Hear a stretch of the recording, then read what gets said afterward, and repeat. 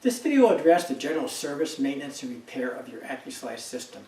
Over the years, we have had a number of questions from people on how to align your system, how to eliminate drag problems, and how to make the system operate to its full potential.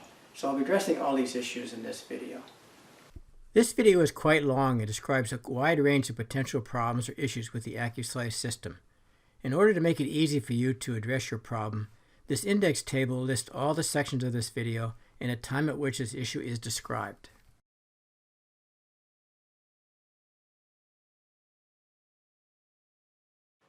When the Accu-Slice was first developed, the miter bar consisted of this 3/4 inch wide bar with 3 offset cams, and these cams were adjusted by 3 button head screws.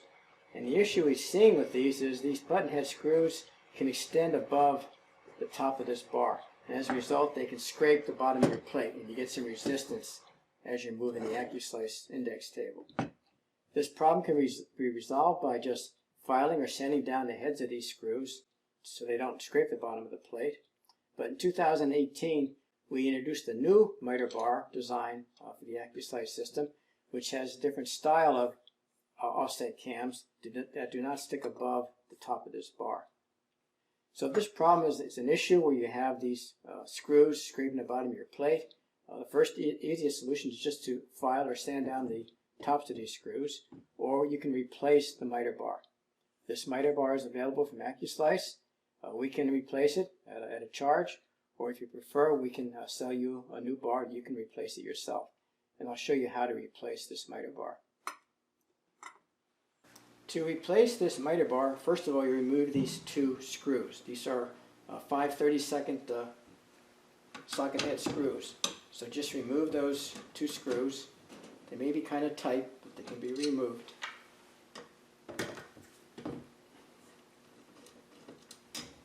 And then this miter bar is pinned to these blocks, so these pins have to be released. And that can most easily be done by just flipping it up and pulling it out. You may have to tap it with a hammer if it's too tight, but it's easily removed. Then the new miter bar can be put in place. Make sure you get the orientation of these offset cams correctly. They should be facing up, and they should be facing towards the main plate. And then those can be put in place. May have to replace, in this case, the new pins. So first of all, I'll put new pins in these brackets.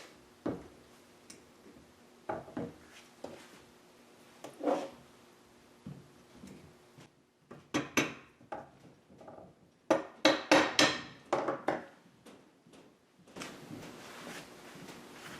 the same thing on the other side.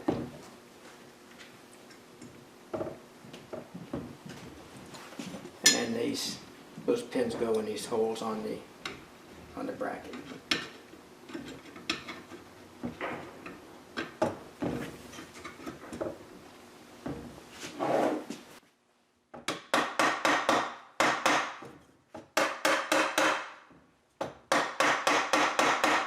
Don't use a metal hammer, and just use a plastic hammer.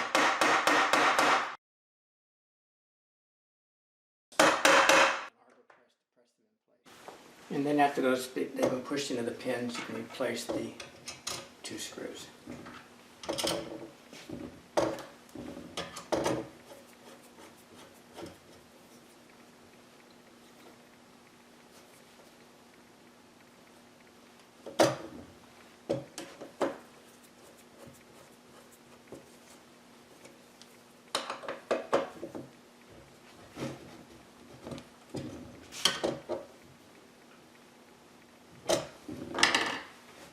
And just make sure that they're fully seated into the blocks.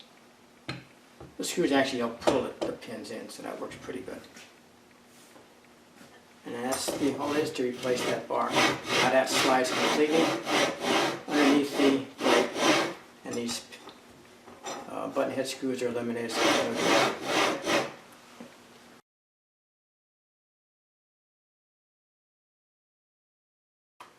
it's very important for the Accu-Slice that everything is parallel to the bandsaw blade. So on your bandsaw should be parallel to the miter bar slot, and the miter bar slot is where our miter bar goes in place. So it's very important this front edge of this top plate be perfectly parallel to your miter bar. And the way that's adjusted is by, first of all, on your bandsaw, locking your miter bar into the miter bar slot with the offset cams.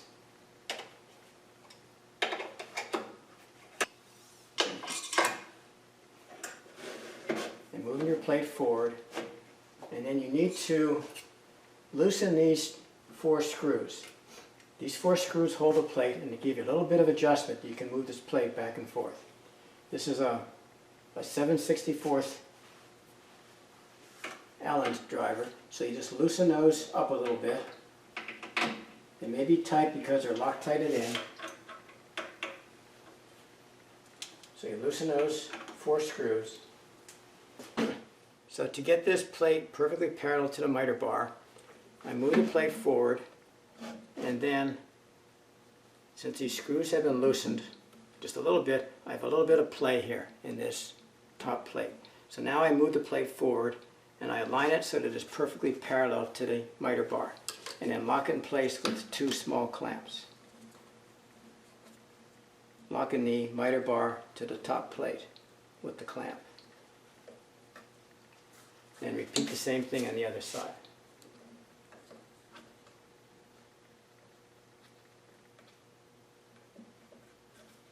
And then, of course, then verify that the 2 are perfectly parallel just by finger feel. They're locked in place, and then go and retighten the 4 screws.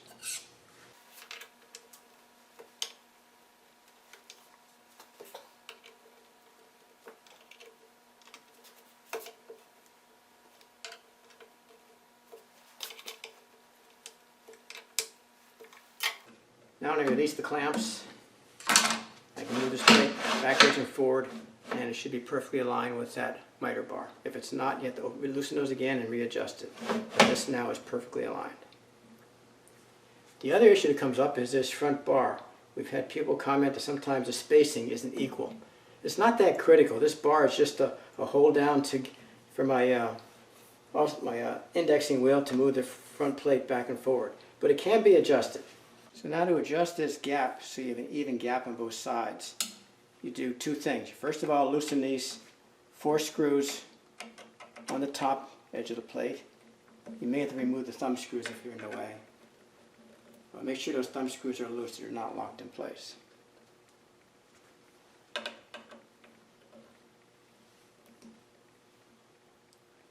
So you loosen those 4 screws, and then you loosen the 2 screws underneath the indexing wheel, the front 2 screws.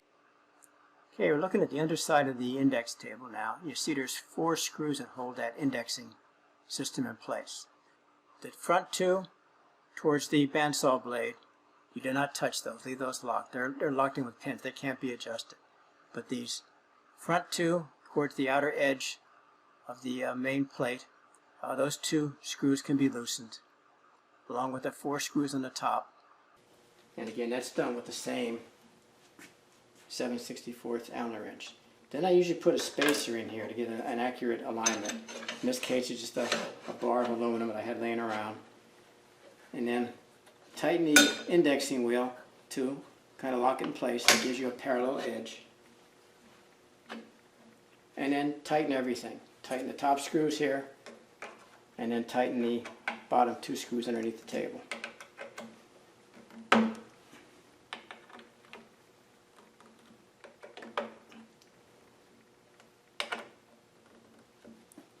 And then 2 underneath.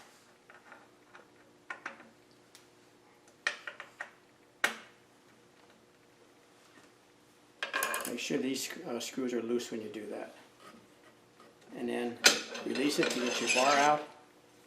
And now the 2 plates should be perfectly parallel to one another. So we've done now, we've aligned our plate that is parallel to the miter bar, and we've aligned our 2 plates parallel. Make sure everything's tight at this time.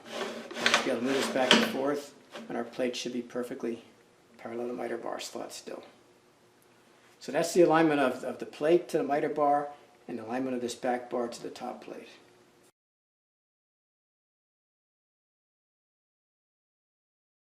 A couple other issues we want to address is scraping of various pins onto the bandsaw table. We have a number of pins here and our MagJigs and screws that could scrape the table, and so we'll look at how to address those. We did address the screws on the miter bar, so that doesn't scrape the bottom of the plate. There's 2 pins here for the rail, and those, if they protrude below the bottom of the plate, could scrape the table. So if I look at that from the bottom,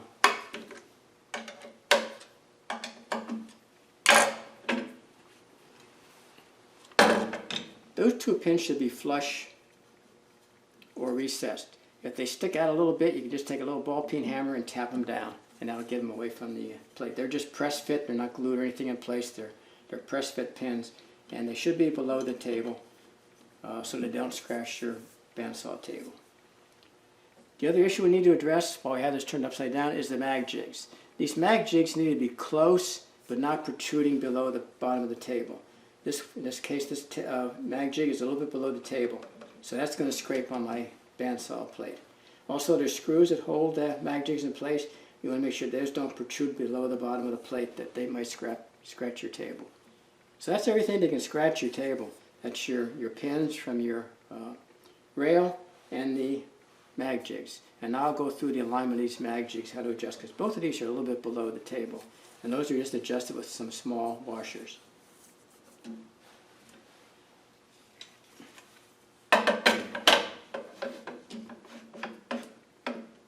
And again, the process of installing the system on your bandsaw.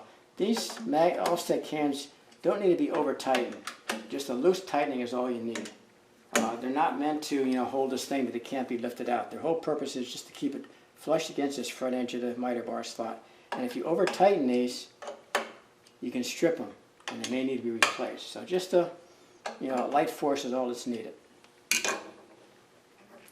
So now let's go into the adjustment of the magnets.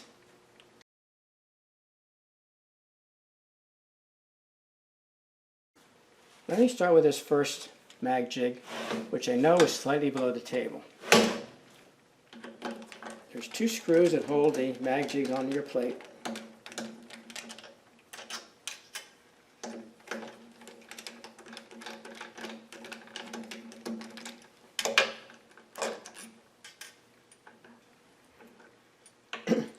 Okay, to adjust these magnets, you have 2 spacers here, and those control how high this magnet is off the table.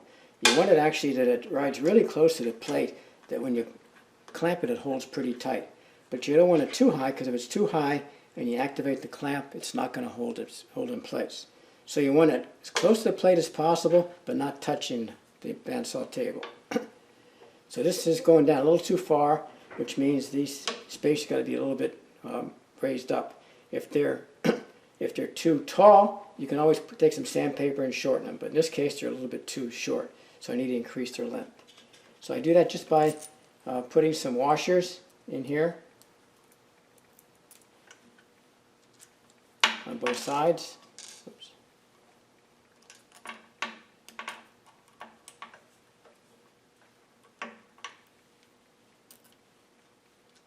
And that should raise the magnet up a hair amount.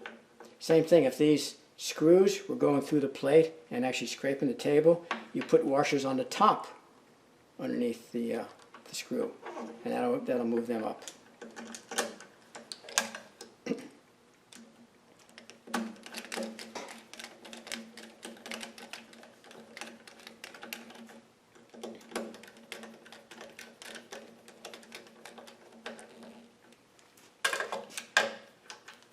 And it still holds in place, but now it's not scraping the table, so it's above the bottom plate, just a hair, about a paper thickness above the plate.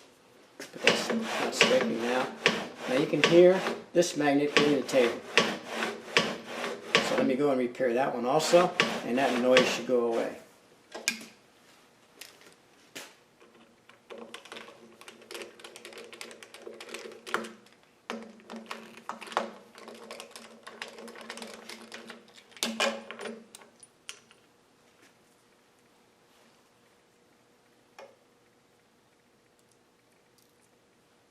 These are very thin washers. They're probably less than maybe 6 or 7 thousandths of an inch thick.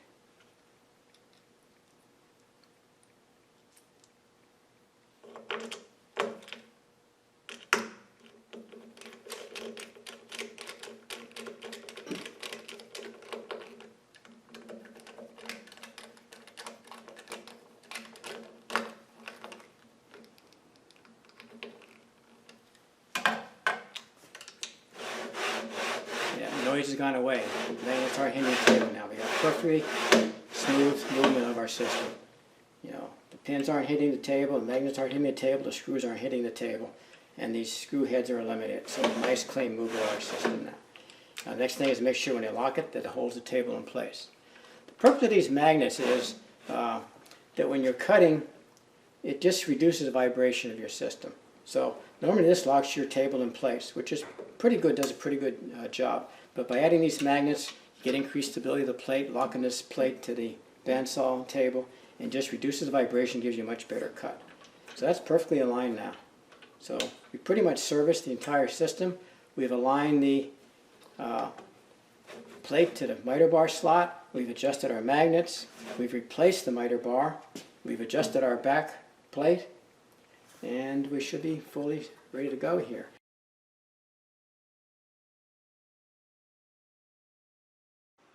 Okay, this is the largest Accu-Slice system, the Model 266. And it mounts on the index table, the same as the other systems. Uses the same miter bar. All our systems, we have 3 systems now.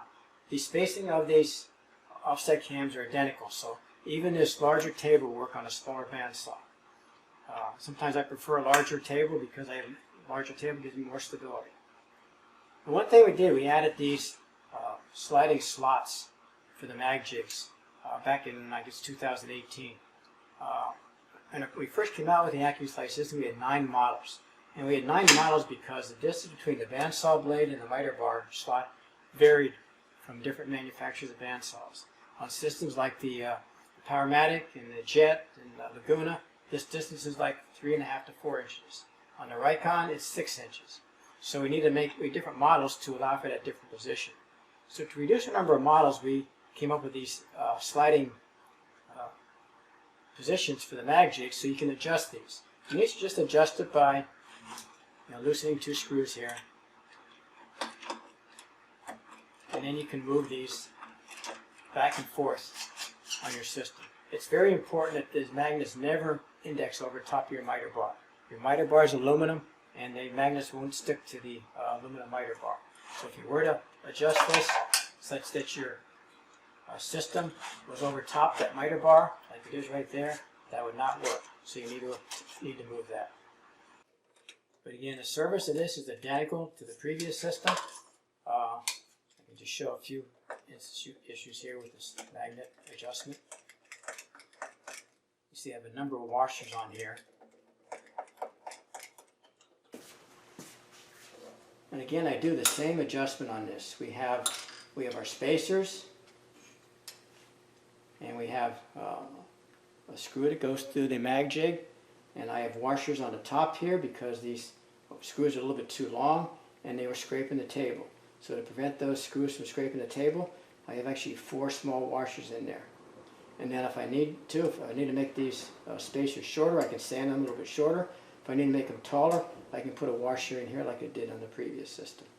We have 2 plates here, a bottom plate that slides in the recess in the bottom, a top plate, and then we have our 2 spacers, and these go through there. The bottom plate has screw tapped holes in it, so the screws screw into it.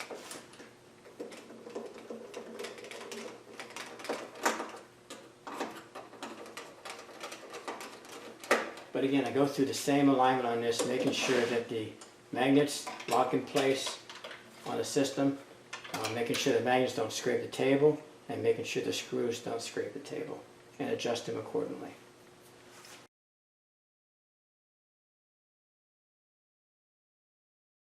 One of the issues that's come up is we've had people sometimes report that this front bar may become loose.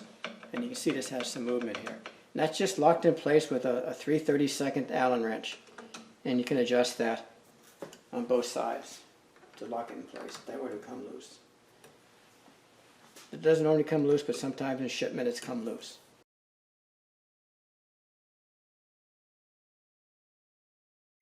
When the Accu-Slice system was first introduced, there was a small screw tapped in here to lock the indexing wheel in place. That was eliminated back in the beginning of 2018 and was replaced with the MagJig clamp. So that screw no longer exists in your system. Normally there's no need to do any adjustment on the indexing wheel. But if it does get tight, you feel some resistance in moving it, it can be oiled. And you oil it by, first of all, removing the knob with a small Allen wrench, and then placing some oil down inside this bearing. And then replacing the knob and tightening, making sure you tighten it by putting this Allen screw on the flat on that stem. Now, if it would be necessary to replace the index wheel, it can be replaced. There's just 4 screws that hold it in place, plus 2 pins on the plate here. And you just, on the back of the index table, remove these 4 screws, insert the new system, and screw it back in place.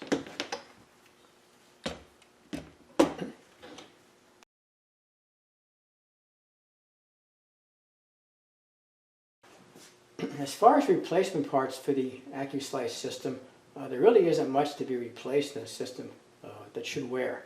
We have had people, drop a system and break these knobs. Those can be replaced. We have replacements on our website, and we do have replacement screws for the rail for the system. But as far as the Accu-Slice table, you shouldn't need any parts for this. Now the carriages, the roller bearings may need to be replaced, and I'll address that in another video.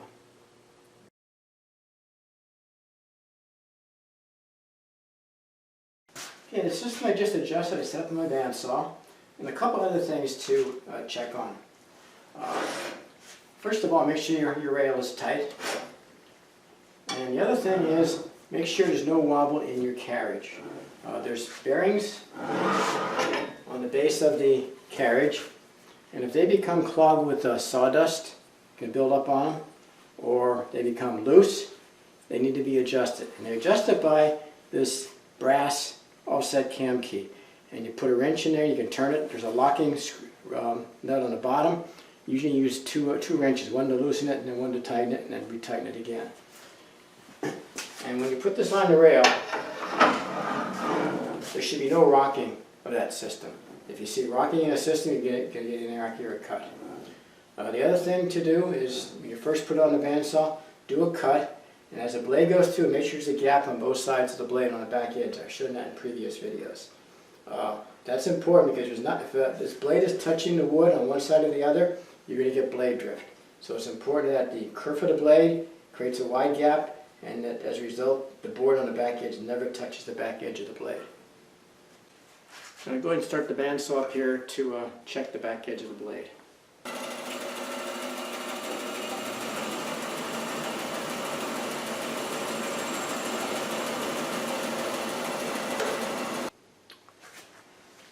And I think there you can see on the blade there's a gap on both sides. I can actually move the blade back and forth and it's not touching the wood.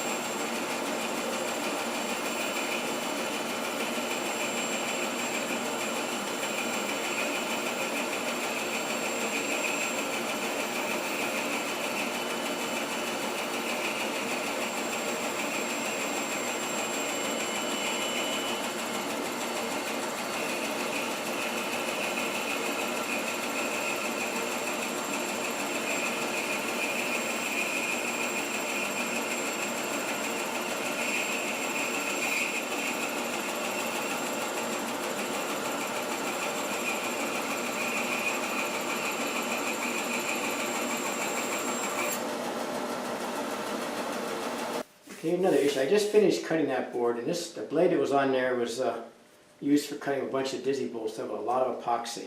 And the blade was getting dull. I could smell the wood burning a little bit. And as you can see in this board, it's starting to get a bunch of shadow marks. If you start getting shadow marks or burn marks, it means your blade's dull. So I just replaced the blade on this. This is a brand new blade. So we'll run a board through here, and I'll show you the difference.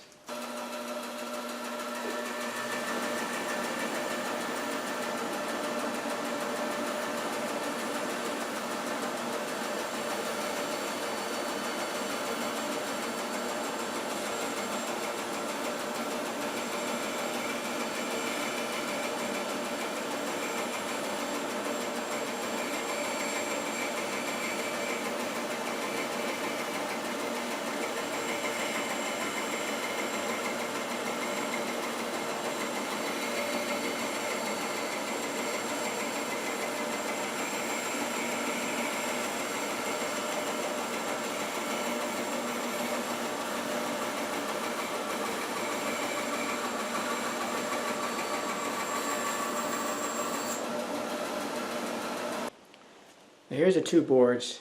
The top board was the dull blade, and this is the brand new blade on the bottom. So you can see the difference. So whenever you start seeing shadow marks, it means your blade's dull. And this is maple, hard maple. This is cut with a 10 teeth per inch blade. And again, the slower you cut with the bandsaw, the smoother the cut. So the speed you saw me cutting is what I normally cut. I don't cut real fast. You start cutting fast, you'll start getting blade marks. So let's go ahead and cut a board and we'll measure the accuracy of the system. Release my magnets.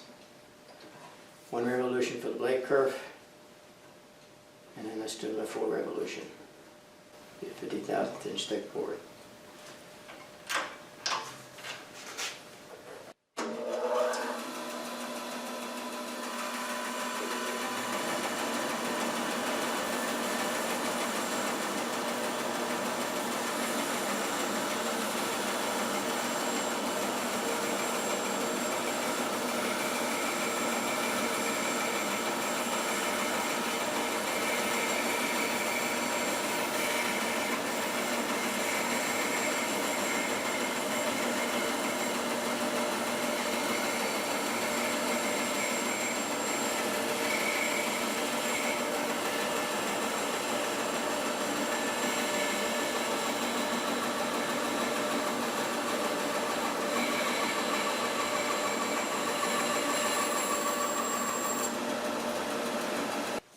Okay, this is the board that just came off the system.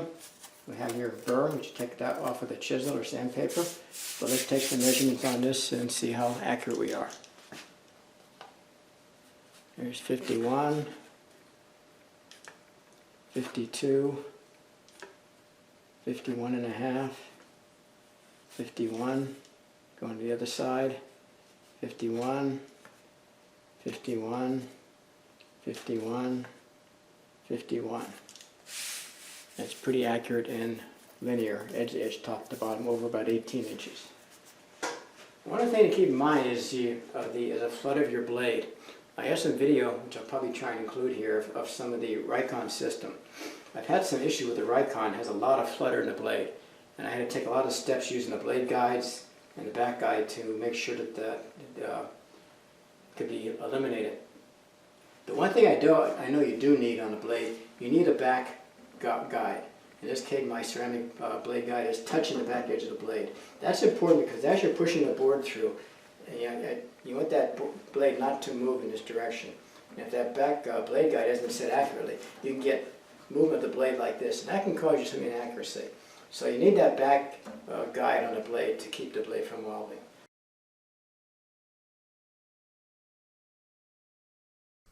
This video demonstrates the bandsaw blade wobble on my Rikon bandsaw.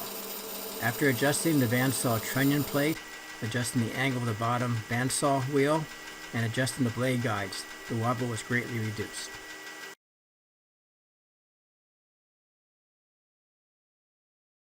In this next cut, I have a 36-inch long piece of walnut in here. It's a custom-made fence I made a while ago.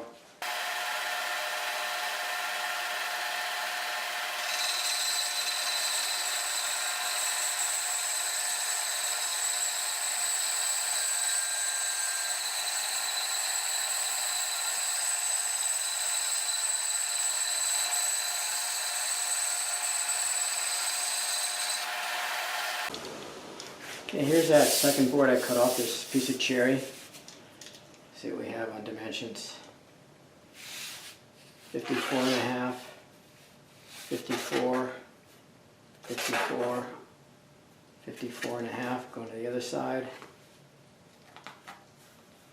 54 and a half, 54, 53 and a half, 54 and a half, and 55. So again, very, very good.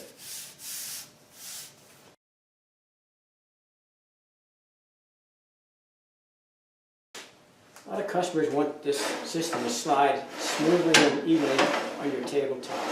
And there is a little bit of friction because you do have this metal plate, in contact with the bandsaw table. If it was not in contact, you could have vibration. So it has to be in contact, so you will get some friction. Now you can reduce that friction a little bit by using some of these top coats. I have a couple I've used in the past for my table saws. And you can just spray this on the table. You can also take off the system and spray underneath the Accu-Slice table. And again, that will help reduce some of the friction.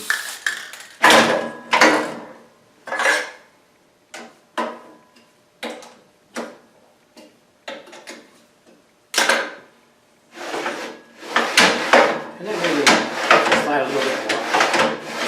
But you're still going to get some friction. You do want these tables in contact with one another. You don't want to scratch, and we eliminate the scratches with the MagJigs and the screws here, and so those should all go away. So it should slide, but still be some contact.